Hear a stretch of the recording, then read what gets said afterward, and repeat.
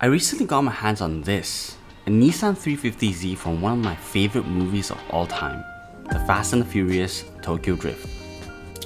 A few days ago, while I was watching the movie again, a question came into mind, a question I kept thinking about for the next few days. Why do we like these cars?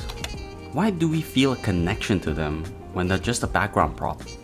It is at this point you might say, because they're cool, duh. Or, it's because I like the characters. Although I do agree, I wish to dive a little deeper into the why. I argue that they are cool because of the stories that are told with it, not just because it looks cool, bro. Take this car for example. This is the final showdown build of a 1967 Ford Mustang driven by Sean Boswell, the protagonist.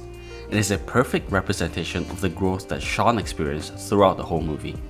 He's gone through learning how to drift from scratch, the death of someone he respects, and most importantly, mature as a person, to be able to take responsibility for his own actions. The build in the end reflects exactly that, a classic American shell with a touch of Japan inside. Another great example would be this. I'm sure it needs no introduction, however, for the uninitiated, this is the BMW M3 GTR from Need for Speed Most Wanted 2005. Arguably the most legendary car from the Need for Speed franchise.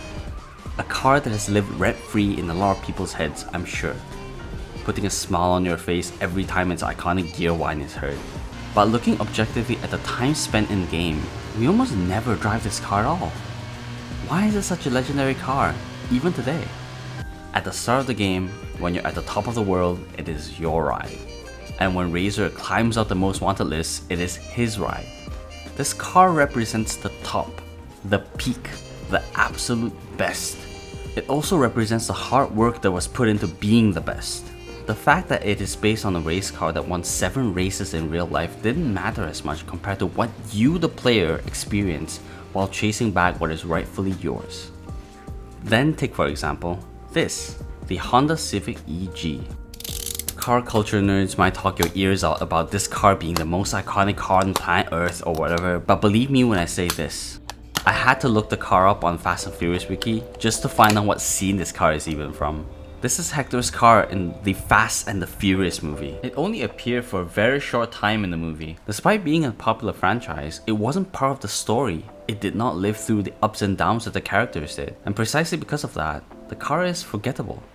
I honestly thought Hot Wheels went crazy and put a non-existent car in a Fast and Furious series the first time I saw it. Humans are wired to love stories.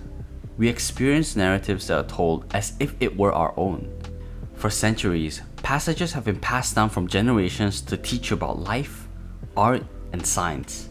The story, the hardship, and the journey of these cars is what make it stick in your head.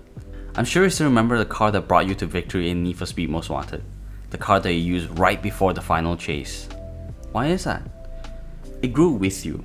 Through upgrades and experiencing the journey, strengthened its bond with you, the player.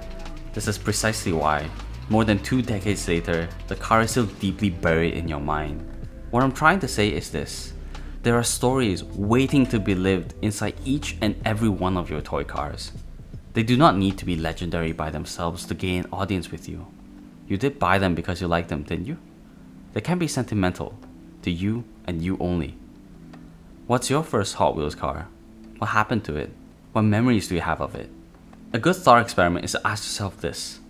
If tomorrow, all of your collection is gone, what specific car would you miss the most? Go grab that car, play with it, and make some memories today.